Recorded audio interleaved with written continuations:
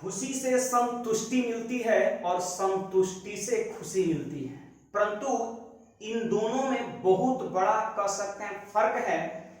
खुशी थोड़े समय के लिए संतुष्टि देती है, पर संतुष्टि हमेशा के लिए खुशी देती है। तो बाबू इसी कह सकते हैं मोटिवेशंस के साथ हम आज मैथ मॉक टेस्ट के चौथे क्लास का डिस्कशन लेकर के आए हैं। और आज की क्लास में हम बिना देर किए हुए चीज को स्टार्ट करते हैं और बिल्कुल कह सकते हैं बहुत ही बेहतरीन क्वेश्चंस मैंने आज के सेट में डाला है। और सबसे पहली चीज तो यह है कि आप इस क्वेश्चंस का जो पीडीएफ है वो आप हमारे टेलीग्राम चैनल से प्राप्त कर सकते हैं। टेलीग्राम चैनल पर जुड़ने के लिए आप अंकुश मैथमेटिक्स को सर्च करिए आप टेलीग्राम पर, अदरवाइज वीडियो के डिस्क्रिप्शन में लिंक दे देंगे, वहां पे जाके सर्च कर सकते हैं। ठीक है, तो चलिए, उम्मीद है आप सभी को कह सकते हैं टेस्ट सीरीज से काफी फायदा हो रहा होगा, क्योंकि ये चीजें मैं कंटिन्यू करा रहा हूं। आप भी जो है कंटिन्यू बने रहिए और नए मित्रों को भी जोड़िए। देखिए, टेस्ट सीरीज आप ज्वाइन करिए अगर आपको मान लेते हैं रिवीजन चाहिए, या कह सकते हैं नए नए कॉन्सेप्ट चाहिए, लेटेस्ट क्वेश्चंस अगर आपको चाहिए, अपने आप को अगर आंकना हो कि कितना हम पानी में है, कितनी मेरी औकात है, तो भी आप टेस्ट सीरीज को ज्वाइन कर सकते हो। और बिल्कुल अभी ये YouTube पर फ्री चल रहा है, आप ज्यादा से ज्यादा लोगों को इसके लिए आप मोटिवेट करिए। आप बताइए कि तुम्हें मैथमेटिक्स के लिए बेहतर रिवीजन के लिए आप अंकुश मैथमेटिक्स पर जाओ। तो चलिए, बिना देर किए हम आज के क्लास को स्टार्ट करते हैं। और ये रहा आज का पहला क्वेश्चन, बहुत ही कर सकते हैं बेहतरीन क्वेश्चन है अलजेब्रा का। यहां पर यदि x power 8 plus 1 by x power 8 equal to 47 दे रखा है, तो हमसे ये पूछता है कि x power 6 plus 1 by x power 6 की वैल्यू कितना होगी। देखिए, ये क्वेश्चंस करने से पहले यहां पर हम एक बात समझेंगे, और वो बात क्या होगी आप यहां पर जरा ध्यान समझना।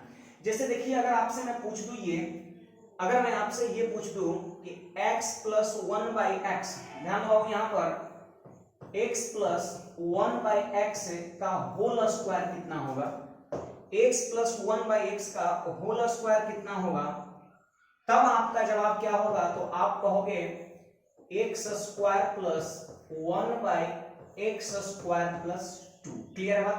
अरे a प्लस b का होल स्क्वायर क्या होता है, a square plus B square plus 2ab। a के जगह पर हम क्या लिखेंगे, आप ही बताओ जरा, x लिखेंगे और b के जगह पे लिखेंगे 1 बाई एक्स, ये खत्म हो जाएगा। ठीक है, अब यहां से एक चीज देखो, अगर हमको चाहिए x प्लस 1 बाई एक्स चाहिए, ठीक है, तो बराबर में क्या बचा इधर बाबू, ध्यान दो यहां पर x square plus 1 by x square. Clear है बात, और प्लस क्या बचा 2।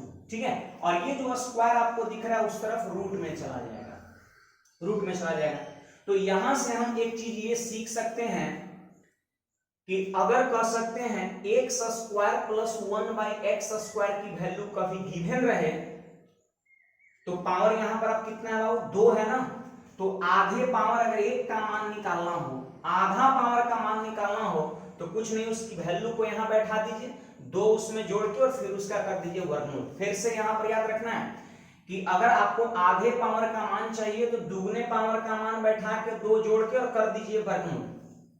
कब आधे पावर का मान चाहिए तब। अब यही कंसेप्ट यहां पर हम इस प्रश्न में लगाने वाले हैं, और आप यहां पर देख सकते हो कि प्रश्न को आसानी से मैं कैसे कर रहा हूं। तो देखिए, सबसे पहले यहां पर ये चीजें तो आपको दिख रहा होगा सबको, पावर कितना है बाबू, 8 है। अगर मैं आपसे ये पूछ दूं कि आधे पावर यानी x power 4 plus 1 by x power 4 का मान कितना होगा, तो अभी मैंने सीखा है कि जब आधे पावर का मान निकालना, उसका आधा पावर है 8 का आधा 4 है, तो मैंने कहा था कि आप उसमें 2 जोड़ दीजिए, तो 47 में 2 जोड़ करके और इसका क्या कर दीजिए वर्गमूल, याद है ना।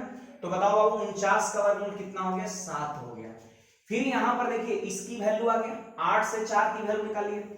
अगर हमको चाहिए x square plus 1 by x square, तो देखिए इसका ये हाफ पावर है, तो फिर से हम क्या करेंगे, देखिए 2 का मान निकालना है तो दुगना पावर, 4 पावर 4 वाले की वैल्यू कितना है 7, इसमें 2 जोड़ करके और क्या कर देंगे स्क्वायर रूट, तो बोलिए 9 का स्क्वायर रूट कितना होता है 3 होता है।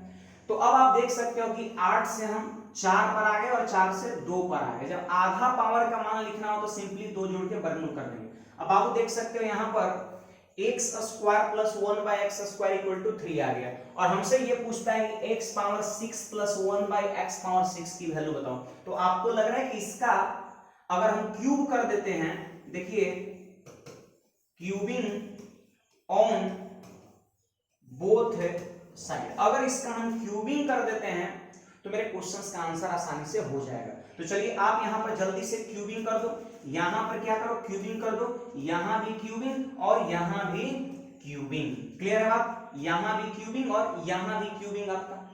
अब यहां पर देखिए a प्लस बी का होल क्यूब तो आप सबको पता होगा, बोलिए a cube plus B cube. तो इसका जब पावर 3 करेंगे ना तो 3 गुना 6 हो जाएगा, यानी इसको यहां पर बोल सकते हैं कि x power 6 plus 1 by x power 6 यानी a cube plus B cube और प्लस 3ab, 3 और a की जगह पर कितना है x स्क्वायर और b की जगह पर कितना है 1 बाई एक्स स्क्वायर, 3ab और इनटू में क्या होगा बाबू जल्दी बताओ, a प्लस b मतलब x square plus 1 by x square. इसकी वैल्यू कितना था 3 था, तो यहां पर इनटू में क्या लिख देंगे 3 लिख देंगे। क्लियर है बात?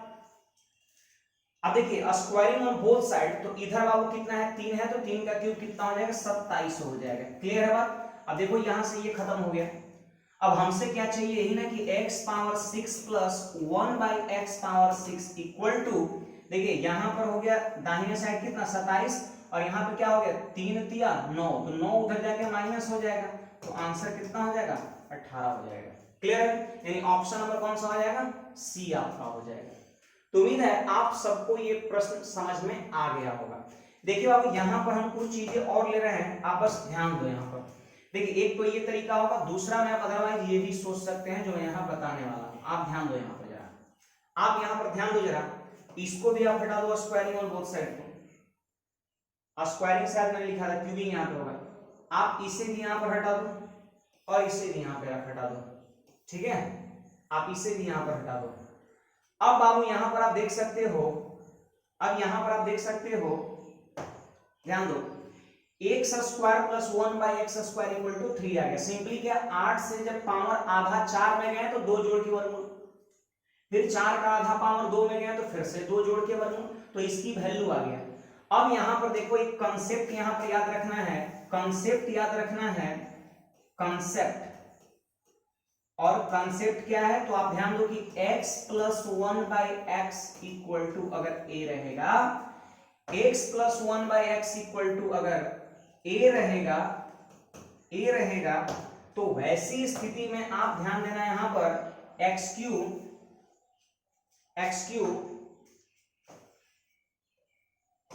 प्लस 1 बाई एक्स क्यूब की जो वैल्यू है वो आपका होगा a क्यूब माइनस 3a होगा, a क्यूब माइनस 3a होता है। कैसे होगा तो आप क्यूबिंग करके देख लो तो यही चीज आ जाएगा। अब ये कंसेप्ट अगर आपको पता है तो आप देख सकते हो यहाँ पर x square plus 1 by x square का मान 3 है और ये सेम एज a है, और इसके क्यूबिंग का मान निकालना तो a क्यूब माइनस 3 है। तो मैं देख रहा हूँ x square plus 1 by x square का यहाँ पे पावर 3 है, मतलब इसका क्यूबिंग करेंगे तो ये मिलेगा। अब इसका मान निकालना है तो क्या फॉर्मूला मैंने बताया, a क्यूब माइनस 3 है और a का मान कितना है 3 है, तो यहाँ पर सिंपली हम क्या कर देंगे 3 का क्यूब और माइनस 3 गुणा 3। अब बताओ 3 का क्यूब 27 में से 9 घट गया, आंसर कितना हो गया 18 हो गया। तो ये जो कॉन्सेप्ट मैंने बताया आपको ध्यान रखना है, तभी जाके आप एग्जाम में बहुत जल्दी प्रश्न को कर सकते हो। ठीक है, चलिए यहां पर हम अगले क्वेश्चंस की ओर बढ़ते हैं और नेक्स्ट क्वेश्चंस मेरा क्या है इस पे जरा फोकस करो। ठीक है, और उम्मीद है पिछले क्वेश्चंस आप सभी को बहुत आसानी से समझ में आ भी गया होगा। अब देखो बाबू यहां पर जो क्वेश्चंस है, यहां पर जो क्वेश्चंस है वो आप देख सकते हो क्या प्रश्न है। कहते हैं पानी की एक टंकी में 2 निकास नल है, मतलब एक जो यहाँ पर टंकी आपको पानी का दिख रहा है ना, इसमें दोनों नल जो है वो आपका क्या है निकास है, इधर से पानी निकल रहा है और इधर से पानी निकल रहा है, पानी खाली करने वाला निकालने वाला ये नल है, आउटलेट पाइप आप इसको बोल सकते हैं। यदि दोनों निकासों को खोला जाए, दोनों अगर एक्टिव हो जाए तो टंकी को खाली करने में 20 मिनट लगता है। मान लेते हैं ये नल A है और ये दूसरा नल आपका B है, और दोनों को जब हम खोलते हैं A प्लस B तो हमको कितना लगता है 20 मिनट। फिर इसके बाद बोलता है यदि केवल पहले निकास नल को खोला जाए तो 30 मिनट में खाली हो जाता है। सिर्फ ए को पहला को खोला जाए तो 30 मिनट में खाली हो जाता है, दोनों मिलकर 20 मिनट में खाली कर रहा है, ए अकेला 30 मिनट में खाली कर रहा है, तो केवल दूसरे को खोला जाए तो टंकी कितना समय में खाली हो जाएगा, मतलब बी का समय हमसे क्या करता है बाबू, पूछता है, बी का समय हमसे क्या कर रहा है, पूछ रहा है। ठीक है, चला बी का मान आपसे पूछ रहा है। अब यहां पर सिंपली कुछ नहीं करना है, बस आप एलसीएम कर लो, एलसीएम कर लो, बोलिए कितना होगा 60, 20 दिया 60, 30 दूना 60। ठीक है, अब यहां पर देखिए इफिशियंसी वैसे तो दोनों को माइनस में लिखेंगे क्योंकि खाली करने वाला है, बट यहां पर ऐसा कुछ नहीं है, दोनों खाली करने वाला है तो दोनों की इफिशियंसी को आप पॉजिटिव ले सकते हो, उससे कोई दिक्कत नहीं है, अगर माइनस भी कर ले तो भी कोई दिक्कत नहीं है। चलिए अब यहां पर बताइए बी का समय पूछ रहा है कि बी कितना समय में अकेले पूरे टंकी को खाली कर दे, बताओ पूरा टंकी कितना है 60 भाग, और जब दोनों की एफिशिएंसी 3 है जिसमें ए का 2 है तो बी का कितना हो गया, यानी बी 1 घंटे में 1 भाग खाली करेगा, सॉरी 1 मिनट में 1 भाग खाली करेगा, तो 60 भाग खाली करने में कितना 60 मिनट लग जाएगा, और यही आपके प्रश्न का उत्तर हो जाएगा 60 minute. Clear, a plus B का 3, a का 2, 3 में से 2 घट गया, 1 हो गया b का, 1 से भाग कर दिए 60 में, आपका उत्तर हो गया, आंसर कौन सा डी हो जाएगा। तो उम्मीद है आपको ये बिग प्रश्न बहुत आसानी समझ में आ गया होगा। चलिए यहां पर हम क्वेश्चन नंबर 3 की ओर बढ़ते हैं, और बहुत ही कह सकते हैं बढ़िया प्रश्न है 3 नंबर।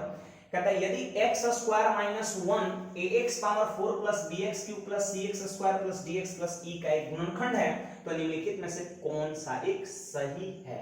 ठीक है, चलो अब यहां पर आप ध्यान दो, सबसे पहले तो यहां पर आप देख पा रहे होगे x स्क्वायर माइनस 1 जो है वो क्या है, आपका गुणनखंड है। तो एक फॉर्मूला होता है, आप जरा जल्दी से हमको बताओ कि a square plus b square, sorry a square minus b square, a square minus b square क्या होता है, तो आप कहोगे a प्लस बी होता है और इंटू a माइनस बी होता है। a square minus B square a plus B into a minus B होता है। आप सभी लोग ये बात को समझ पा रहे होंगे। ठीक है, अब यहां पर मैं देख पा रहा हूं कि ये जो दिया हुआ है ना, ये सेम इसी पैटर्न का है, यहां पर आप स्क्वायर भी लिख सकते हो।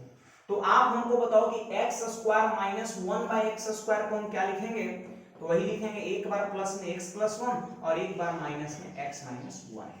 तो क्वेश्चन कहता है कि ये जो आपका एक्सप्रेशन दिख रहा है व्यंजक, उसका ये क्या है, गुणनखंड है। दो गुणनखंड है, पहला ये है और दूसरा ये है।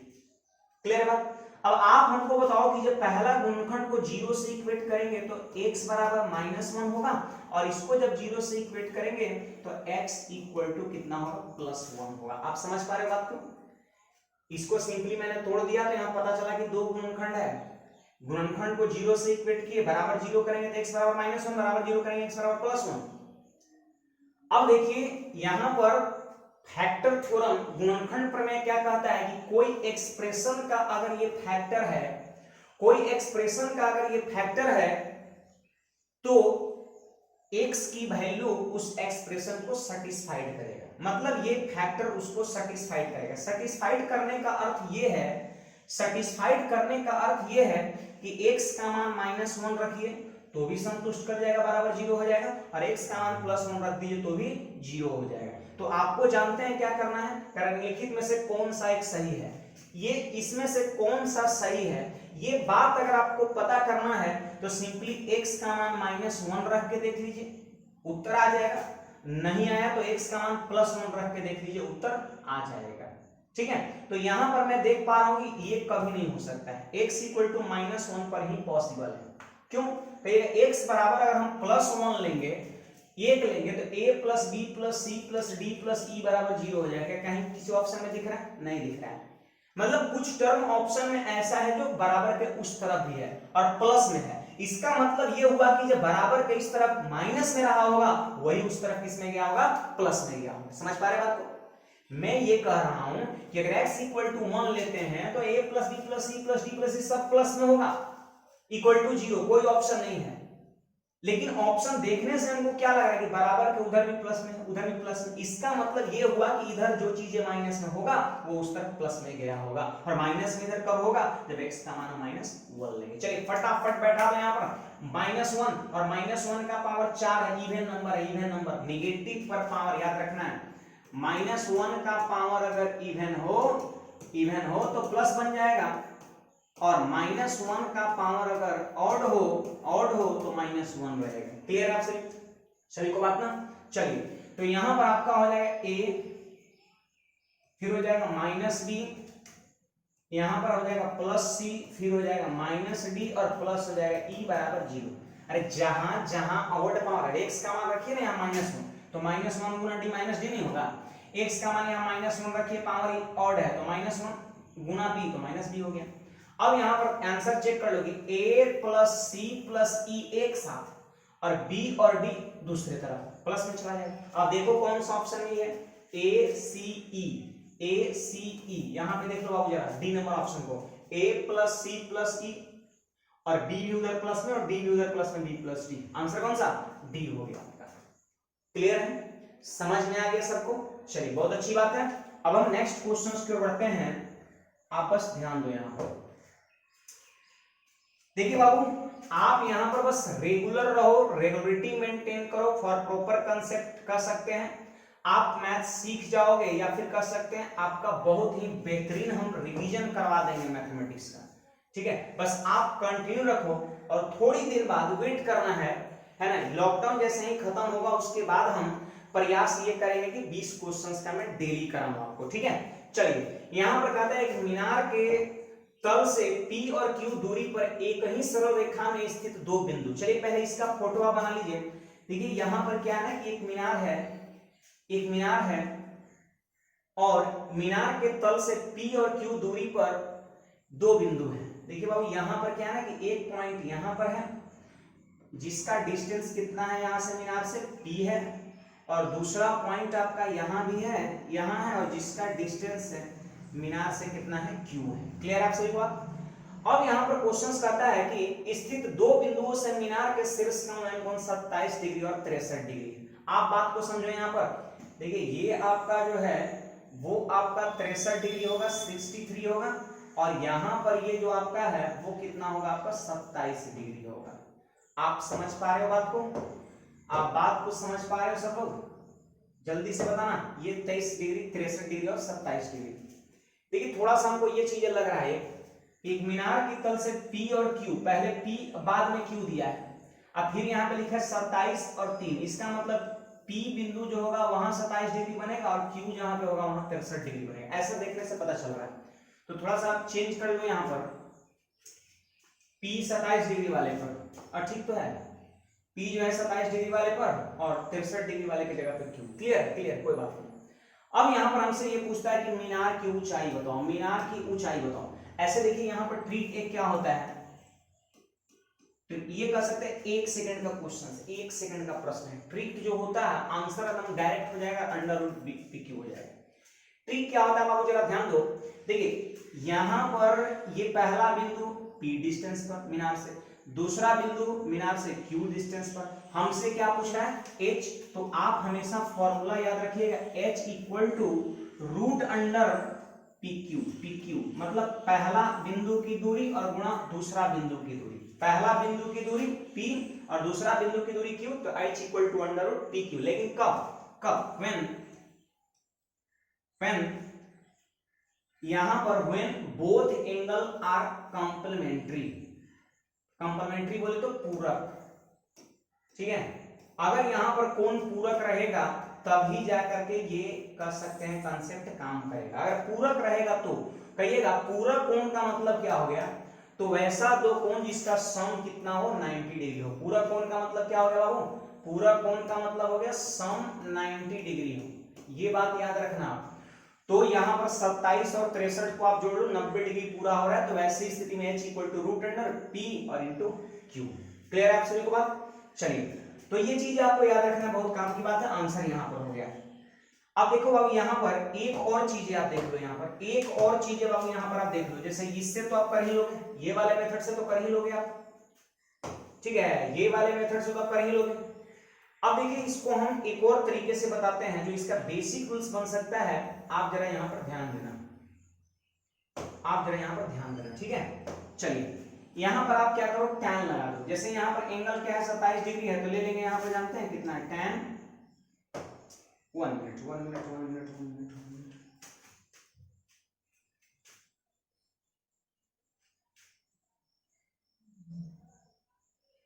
यहाँ बाबू जरा ध्यान दो, यहाँ पर हम ये वाला एंगल 27 डिग्री है ना, तो यहाँ पर हम ले लेंगे, जानते हैं कितना, tan 27 डिग्री। और tan बराबर क्या होता है, लंब बटा आधार, यानी h बाई हो जाएगा p।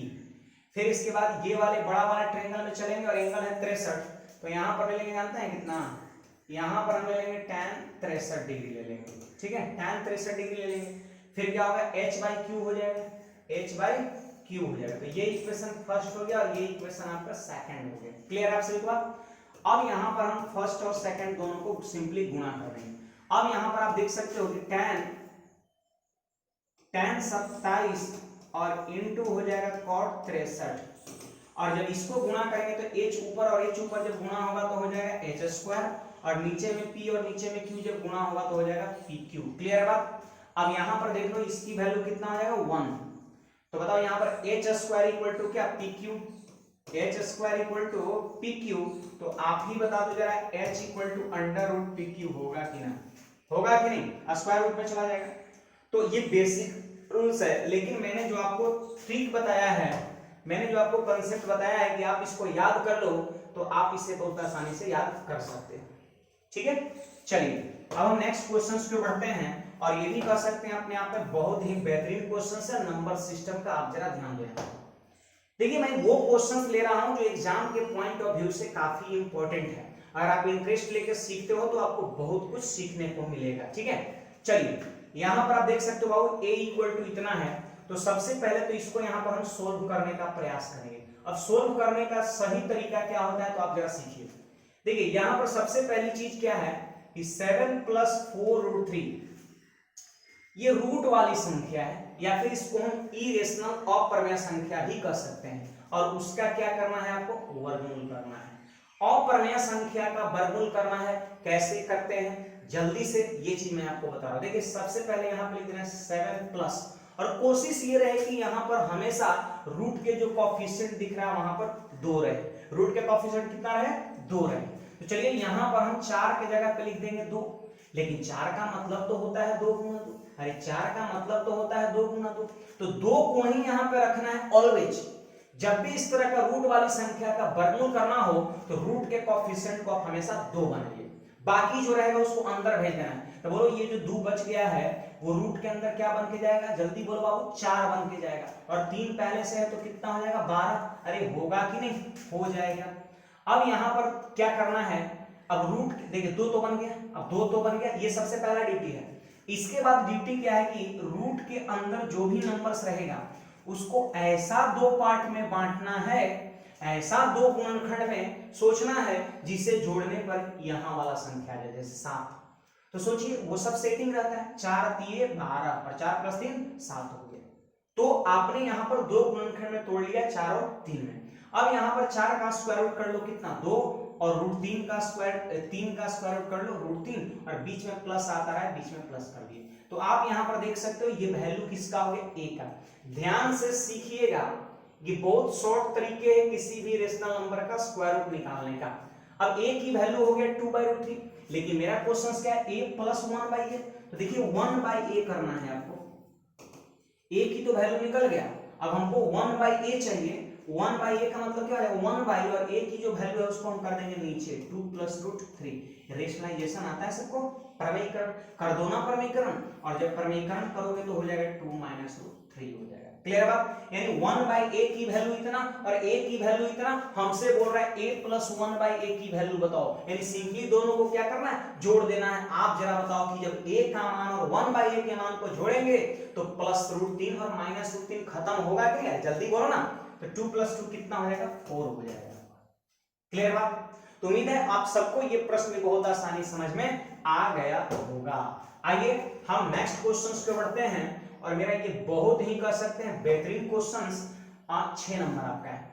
देखो अब एक्चुअली में अगर हम बता दें तो आज मैं जितने भी क्वेश्चंस है वो आपका सीडीएस 2020 का मैंने उठाया है, लेकिन ऐसा नहीं कि सीडीएस 2020 का उठा लिए तो आपके मन में कुछ अजीब सेट हो जाए, खैर ये तो रेलवे का नहीं, ये तो एसएससी का नहीं है, सीडीएस है, तो ऐसा कुछ नहीं है। ये जितने भी मैंने क्वेश्चंस यहाँ पर उठाया है और जो सीडीएस पूछा है 2020 में, उसकी जो पैटर्न है वो मैं देख रहा हूं, मैं समझ रहा हूं कि इस टाइप का सारा एग्जाम प्रश्न पूछता है। ऐसा नहीं कि बिल्कुल यूनिक पूछ रहा है। मतलब अगर आप सीडीएस 2020 के क्वेश्चंस को भी अगर आप प्रैक्टिस करते हो तो बहुत कुछ सीखने के लिए आपको मिलने वाला है, ठीक है, और हर एग्जाम के लिए बेनिफिशियल होगा। चलिए यहाँ पर हम इस चीज को देखते हैं, और क्वेश्चन मेरा यही है कि एक निश्चित दूरी को पूरा करने के लिए x और y की औसत गतियां 4:5 है। आप बाबू यहाँ पर देखो, ये यहाँ पर x है और यहाँ पर y है, ठीक है।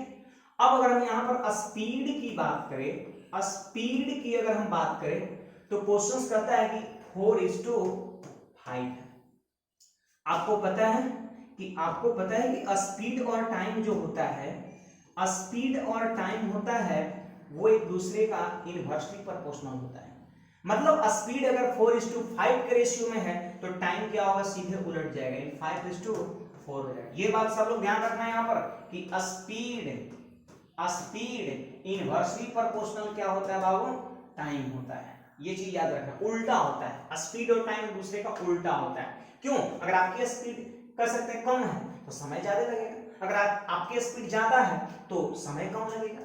आप मेहनत खूब करिएगा, अपनी गति को बढ़ा दीजिएगा तो आपको जल्दी नौकरी हो जाएगा, नहीं पढ़िएगा तो लेट से नौकरी होगा। यानी हम कह सकते हैं स्पीड और टाइम एक दूसरे का इनवर्सली प्रोपोर्शनल होता है। अब यहां पर देख सकते हो कि वो डिस्टेंस तय करने में, यदि गंतव्य तक पहुंचने में x से y की अपेक्षा 45 मिनट अधिक लेता है, कौन लेता है 45 मिनट ज्यादा, x।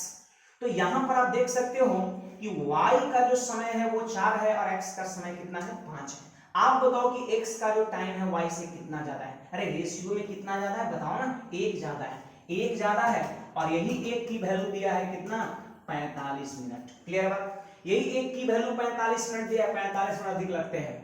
तो y को उस गंतव्य तक पहुंचने में कितना समय लगेगा, मतलब y का समय पूछता है तो आप बताओ y का समय यही नहीं 4, अरे देखो ना y का समय 4 का रेशियो, तो एक रेशियो अगर 45 मिनट के बराबर है तो 4 रेशियो की वैल्यू कितना, 4 गुना 45, और आंसर मेरा कितना है 180 मिनट, ऑप्शन नंबर सी हो जाएगा। तो उम्मीद है आपको ये प्रश्न भी बहुत आसानी समझ में आ गया होगा, ठीक है। चलिए बाबू यहाँ पर हम क्वेश्चन नंबर 7 पे जाते हैं, और आप यहाँ पे देख लो क्या क्वेश्चन नंबर 7 है। चलिए बाबू ये स्टैटिक्स का क्वेश्चन है, क्वेश्चन नंबर 7, और ये कह सकते हैं सीडीएस नहीं पूछा है बट रेलवे के एग्जाम में भी माध्यिका निकालने के लिए काफी आता है, ठीक है। तो चलिए यहाँ पर हम सीखेंगे कि ये जो दिए गए डाटा है 3, 5, 9, 4, 6, 11, 18 का माध्यिका कितना होगा, बस ये चीज सीखना है। देखिए सिंपली यहाँ पर क्या होता है कि फर्स्ट हम कह सकते हैं माध्यिका निकालने का फर्स्ट जो स्टेप होता है वो होता है, जानते हो क्या, इसको कर सकते हैं असेंडिंग या डिसेंडिंग ऑर्डर में अरेंज करना, असेंडिंग या कह सकते हैं डिसेंडिंग ऑर्डर में अरेंज करना, बढ़ते या घटते क्रम में लिखना, ये पहला कह सकते हैं स्टेप होता है। तो चलिए यहाँ पर इसको हम असेंडिंग ऑर्डर में लिखते हैं, सबसे छोटा आप हमको बताओ कितना है, 3 है, फिर इसके बाद कितना है बाबू, 4 है, फिर इसके बाद कितना है, 5 है, फिर इसके बाद कितना है, 6 है, अरे 3, 4, 5, 6, इसके बाद कितना है, 9 है, फिर कितना है, 11 है, फिर कितना है, 18 है। आप देख पा रहे हो, तो यहां पर कह सकते हैं 9, 11, 18, इसको मैंने बढ़ते क्रम में लिख दिया। इसके बाद कहिएगा सेकंड स्टेप क्या होता है, ये मैं स्टेप बता रहा हूं माध्यिका निकालने का, ठीक है, ये मैं बता रहा हूं माध्यिका निकालने का। सेकंड स्टेप क्या है, तो सेकंड स्टेप यही है कि काउंट करें, गिनना है। तो गिनेंगे तो दो ही चीजें आपको मिल सकता है, गिनने पर इसकी संख्या इवन मिलेगा या फिर हम क्या कर सकते हैं कि ऑड मिलेगा। अरे यही ना हो सकता है कि जैसे डाटा को गिनेंगे या तो सम संख्या में आएगा, नहीं तो विषम संख्या में आएगा, ये चीजें हो सकता है। अब सवाल है यहाँ पर कि अब हम क्या करेंगे, तो यहाँ पर जरा आप ध्यान दो कि जब इसको हम गिनेंगे तो इवन आएगा नहीं तो ऑड आएगा। चलिए गिन के देख लेते हैं, 1, 2, 3, 4, 5, 6, 7। यहाँ पर कर सकते हैं जब गिने तो n की वैल्यू कितना आ गया, 7, और ये क्या है तो कहेंगे ऑड नंबर है, ऑड नंबर। तो जानते हैं जब ऑड नंबर रहेगा तो वैसी स्थिति में कुछ नहीं करना है। अब आपको तीसरी स्टेप में क्या करना है, सीधे आंसर करना है। तीसरे स्टेप में सीधे आपको आंसर करना है, मतलब आपको माध्यिका लिख लेना है। अब कहिएगा माध्यिका कैसे लिखें, तो 7 गो है डाटा यहाँ पर ऑड है। देखिए यहाँ पर 3 गो इधर से छांट दी और 3 गो इधर से छांट दी। अब बीच में जो बच जाएगा वही क्या कहलाएगा, माध्यिक, यानी आंसर मेरा कितना हो जाएगा, 6 हो जाएगा। जब ऑड रहेगा ना तो आप छांटिएगा, जितना टर्म इधर छांटना है उतना ही टर्म उधर छांटना है।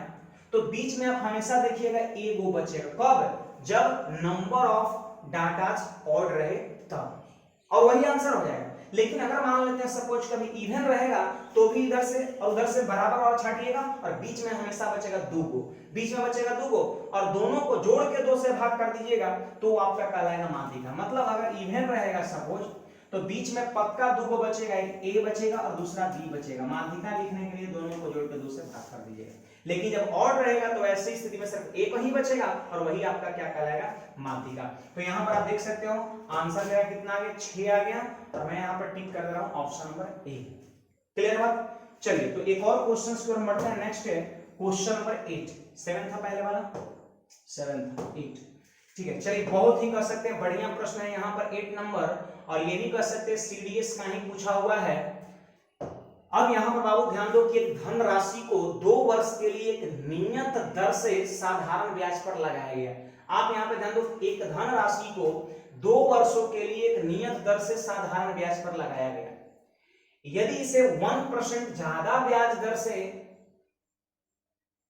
लगाया गया जाता, ऐसा बोल रहा है 1% ब्याज दर से ब्याज पर लगाया गया होता तो इस पर 24 रुपए मिल सकते। देखिए सबसे पहले तो आप हमको ये बताओ, यहां पर आओ ध्यान दो थोड़ा, यहां पर एसआई की मैं बात करता हूं, ब्लू ले लिया, ठीक है।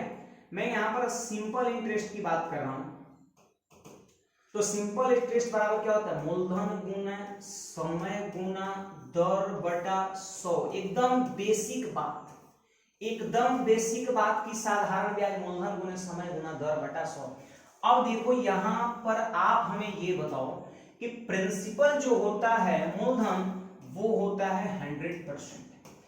कर सकते हैं कितने भी रुपए आप ब्याज के तौर पे लगा रहे हैं, किसी को उधार दे रहे हो या किसी से आप उधार ले रहे हो, वो प्रिंसिपल हमेशा कितना होता है, 100% होता है। क्लियर है? अब यहां पर देखिए प्रिंसिपल मैंने बैठा दिया 100%, तो t इंटू आर अपॉन 100 हो जाएगा। अब देखो आपको 100 से 100 जब खत्म हो गया तो यहां पर क्या हो गया, r इंटू टी %। मतलब यहां से आपने ये सीखा कि एसआई जो होता है वो RT% होता है, लेकिन कब कब, जब प्रिंसिपल 100% रहे तब। ठीक है, प्रिंसिपल 100% रहे तब। बस सिंपली कुछ नहीं करना, रेट और टाइम को गुणा कर दो, वो आपका बन जाएगा ब्याज। रेट और टाइम को गुणा कर दो, वो बन जाएगा साधारण ब्याज। आपको मैंने यहाँ पर सिखाया। ठीक है, चलिए मैं इसको यहाँ पर हटा दे रहा हूं। उम्मीद है आप इसको समझ भी पाए होंगे, अच्छी बात है। अब देखिए यहाँ पर सब लोग देखिए, अब यहां पर सीखिए। यहां पर क्वेश्चंस क्या है ना, हमको तो क्या निकल गया, हमें ये पता हो गया कि एसआई जो होता है वो RT% होता है। ठीक है, अब यहां पर कहता है एक धन राशि को 2 वर्ष के लिए एक नियत दर से, बोलिए बाबू टाइम कितना है, 2 साल है। टाइम कितना है, 2 साल है। टाइम 2 साल, नियत दर से साधारण ब्याज पर लगाया गया है। यदि इसे 1% ज्यादा रेट पर लगाया जाता, क्वेश्चन क्या कहना है कि पहले कोई रेट पर लगाया गया होगा, लेकिन अब कहता है कि यदि 1% ज्यादा रेट पर लगाया गया होता, बोलिए कितना ज्यादा रेट, 1%। और आप हमको बताओ कि जब 1% रेट ज्यादा पर लगाया गया होता तो ब्याज कितना बढ़ जाता, 2% बढ़ जाता। अरे बोलो ना, ये आपका हो गया बढ़ा हुआ ब्याज। ये मैं नहीं कर रहा कि पहले का ब्याज है। जब हम बढ़ा हुआ रेट ले रहे हैं 1%, तो अगर टाइम से गुणा करेंगे तो बढ़ा हुआ ब्याज ही मिलेगा। तो बढ़ा हुआ ब्याज कितना हो गया, 2% हो गया। बढ़ा हुआ ब्याज कितना, 2% हो गया। तो इस पर 24 रुपए मिल सकते थे। मतलब अगर 1% रेट बढ़ा देता तो इस पर 24 रुपए मिल सकते थे। क्या, ब्याज के रूप में, ब्याज के रूप में। तो यहां पर हम ये बात बोल सकते हैं कि चूंकि 2% इक्वल टू कितना हो जाएगा, 24 रुपया आपका। क्लियर है बात? 2% इक्वल टू कितना हो गया, 24 रुपये हो जाएगा। इसलिए 1% की वैल्यू बता दो तो कितना, 12 रुपये। हमसे बोलता है वो धनराशि कितने, मतलब प्रिंसिपल बता दो, तो प्रिंसिपल कितना, 100%। अब आप ही बताओ 1% अगर 12 के बराबर है तो 100% का मान कितना होगा? प्रिंसिपल 100% क्यों लिए? तो आपको पता होगा 80% तभी होता है जब प्रिंसिपल 100% होता है। तो 100% इक्वल टू कितना? 1200 रुपए। और ये रहा आपके प्रश्न का राइट आंसर। क्लियर है? समझ में आप सभी को? ऐसे देखिए एक चीज थोड़ा हमें यहाँ पे ये लग रहा है कि तो इस पर 24 रुपए मिल सकते थे, है ना? ये बढ़ाने के बाद इतने रुपए मिल सकते थे। चलिए उम्मीद है आप सभी को ये चीजें समझ में आ गया होगा। तो हम क्वेश्चन नंबर 9 की ओर बढ़ते हैं और ये भी कर सकते हैं, बहुत ही बेहतरीन क्वेश्चन है ज्यामिति का। ज्यामिति का बहुत ही कर सकते हैं बढ़िया प्रश्न है और आप सबको ये चीजें दिख भी पा रहा होगा। देखिए बाबू यहाँ पर ये आपका एक कर सकते हैं डायग्राम दे रखा है और ये यहाँ पर अगर हम ए बी इसको बोलते तो ए बी यहाँ पर क्या है? एक स्ट्रेट लाइन है। और आपको मैं ये भी बता दूं कि एक स्ट्रेट लाइन पर टोटली कितना कोण बनता है? तो 180 डिग्री बनता है। पता है 180 डिग्री को स्ट्रेट एंगल बोलते हैं। क्यों? क्योंकि एक स्ट्रेट लाइन पर कोण बना है इसलिए। ठीक है, अब चलिए यहाँ पर 180 degree x plus Y plus Z तीनों का सम है। हमसे बोल रहे हैं कि x का मान बताओ और यहाँ पर कुछ और चीजें दे रखा है। देखिए y by x equal to 6/1, z by x equal to 5/1। Clear है बात? यानी हम कह सकते हैं y और x कोण के बीच का अनुपात दिया है, z और x के बीच कोण का अनुपात दिया है। तो यहां पर क्या हम x अनुपात y अनुपात z तीनों के बीच एक इकट्ठा रेशियो नहीं लिख सकते हैं? बहुत आसानी से लिख सकते हैं, कुछ माथा नहीं लगाना। x यहां भी 1 है और x यहां भी 1 है, मतलब दोनों बैलेंस है। जब दोनों बैलेंस है तो डायरेक्ट बस छाप दो। x का रेशियो कितना? 1, y का रेशियो कितना? 6 और z का रेशियो यहां पर कितना? 5 हो गया, 5 हो गया। ठीक है, तो ये कह सकते हैं आपका रेशियो हो गया और ये टोटल सम हो गया। हमसे बोल रहा है x का मान बताओ, तो सिंपली 180 डिग्री को हम क्या करेंगे? इस रेशियो में बांट देंगे और x का मान पूछ रहा है, मतलब 1 रेशियो इक्वल टू व्हाट? चलो बताओ 5 और 6 11 और 1 12। अब सीधे हम बोल देंगे 12 रेशियो, यहां पर ध्यान दो कि 12 रेशियो इक्वल टू 180 डिग्री, तो 1 रेशियो इक्वल टू कितना? 15 डिग्री। और यही कर सकते हैं x की वैल्यू हो जाएगा। क्यों? क्योंकि x का रेशियो 1 है। आंसर कौन सा? C number 15 degree. तो उम्मीद है आप सभी को ये क्वेश्चंस भी बहुत बेहतरीन समझ में आया होगा। ठीक है, चलिए आ जाते हैं नेक्स्ट क्वेश्चन और क्वेश्चन नंबर आपका लास्ट 10 नंबर प्रश्न। ठीक है, 10 नंबर क्वेश्चन है बाबू और बहुत ही बढ़िया क्वेश्चन है नंबर सिस्टम का। आप बस इस पे फोकस करो और आपसे क्वेश्चन बहुत आसानी से बनने वाला है, ये हमें भी बात पता है। अब यहां पर आपको ये सीखना है, देखिए यहां पर दिख रहा है यदि बिंदु P और Q संख्या रेखा पर वास्तविक संख्याओं इतना और इतना को निरूपित करता है। लीजिए ये एक नंबर लाइन है और यहां पर क्या है? आपका P है और यहां पे क्या है? आपका Q है। क्लियर है? यहाँ P है और वहां Q है और P की वैल्यू इतना दे रखा है और Q की वैल्यू इतना दे रखा है। बोल रहा है PQ के बीच की दूरी, इसका मतलब ये हुआ कि जो बड़ा होगा उसमें छोटे को घटाना है। PQ के बीच की दूरी, P और Q नंबर्स है, क्या फासला है तो माइनस करना है। तो आप बताइए इसमें बड़ा कौन होगा? इसमें बड़ा कौन होगा? तो ये वाला बड़ा होगा। तो हम क्या करेंगे? 0 पॉइंट, ध्यान दो आप यहाँ पर 73 रेकरिंग है, इसमें से हम क्या करेंगे? 0.56 पे रेकरिंग को माइनस कर देंगे। बस यही आपको करना है और आपको कुछ नहीं करना है। सॉरी, आपको अब कुछ नहीं करना है, सिंपली बस यहाँ पर माइनस कर देना है और आपके क्वेश्चंस का आंसर हो जाएगा। चलिए यहां पर ध्यान दीजिए। अब यहां पर सबसे पहले थोड़ा ये ध्यान रखो, ऐसा नहीं कि 73 में से 56 घटा दो, गड़बड़ हो जाएगा। ये रेकरिंग तोड़ने का अपना एक इल्म होता है, अपना तरीका होता है, उस पर काम करिए। और तरीका क्या होगा? तो यहां पर लिख देंगे 73। जिस पर रेकरिंग नहीं रहता है उसको माइनस कर देते हैं। आप देख लो 7 पे रेकरिंग नहीं, माइनस कर दी। अब एक डिजिट के ऊपर रेकरिंग है तो ए गुण लो और एक डिजिट के ऊपर रेकरिंग नहीं है तो उसके बदले 0। क्या याद रखना है कि रेकरिंग जितने डिजिट के ऊपर रहेगा उतना गुण 9 लिखते हैं और जितने डिजिट के ऊपर रेकरिंग नहीं रहेगा उतना 0 लिखते हैं। कहां? नीचे। ये तरीका होता है। फिर देखिए यहां पर 56 हो गया और -5। देखिए वो घटाते किसको है? तो जिस पे रेकरिंग नहीं होता है। फिर एक डिजिट पे रेकरिंग है तो 9 और एक डिजिट बिना रेकरिंग का तो 0। ये रेकरिंग को सिंपल फ्रैक्शन में लिखने का तरीका होता है। अब देखिए यहां पर इसको आप माइनस कर दो तो मैं देख पा रहा हूं 66 और बटा में हो जाएगा 90 और यहां पर जब आप माइनस करते हो तो हो जाएगा 51 और बटा में हो जाएगा 90। समझ पा रहे हो बात को? समझ में आ रहा है सबको? अब चलिए भिन्न का घटाव करना तो सिंपली आप एलसीएम कर लीजिए 90 और 66 में से घटेगा 51 तो कितना हो जाएगा वो 15 और 15 से भी कट जाएगा 6 बार में, यानी 1/6 आपके क्वेश्चंस का राइट आंसर हो जाएगा ऑप्शन नंबर ए। तो उम्मीद है आप सब लोग जो है आज के सेट को बहुत आसानी से समझ पाए होंगे। फिर से मैं बता दे रहा हूं कि टेलीग्राम पर इसके सारे क्वेश्चंस का पीडीएफ आपको मिलेगा। और कह सकते हैं एक बड़ी बात यह है कि टेलीग्राम पर हर दिन सुबह 8 बजे में टेलीग्राम क्यूज मैं वहां पर भी कराता हूं। उसमें क्या होता है ना कि जैसे यहां पर एक क्वेश्चंस रहता है और वहां पर ए ऑप्शन ए रहता है, बी रहता है, सी रहता है, डी रहता है, ठीक है, 4 ऑप्शंस वहां पे रहता है। अब आपको क्या करना है, इस क्वेश्चंस को बना करके और आंसर यहां पर पोल करना होता है, ठीक है, आंसर पोल करना होता है कि कौन सही है। वैसे मैं उसमें राइट आंसर डाल देता हूं। अगर मान लेते हैं आपने सी को पोल कर दिया, आपको लगा नहीं सी होनी चाहिए, तो वहां पर पोल रहता है, मैं भी वहां पर डाल देता हूं। मैं भी अगर मान लेता हूं अगर मैं इसको सही किया है, यही आंसर सही है, तो आपका सही हो जाएगा। और मान लेते हैं कि आंसर ए सही था, आप गलती से सी को टिक कर दिए तो आपका ये गलत लग जाएगा कि नहीं आपने गलत किया है, और फिर आपको इंडिकेट कर देगा कि आंसर यहाँ पर ये है, ठीक है। तो वहां पर आंसर भी सारा चीज रहता है और ये हर दिन कर सकते हैं, सुबह 8 बजे होता है।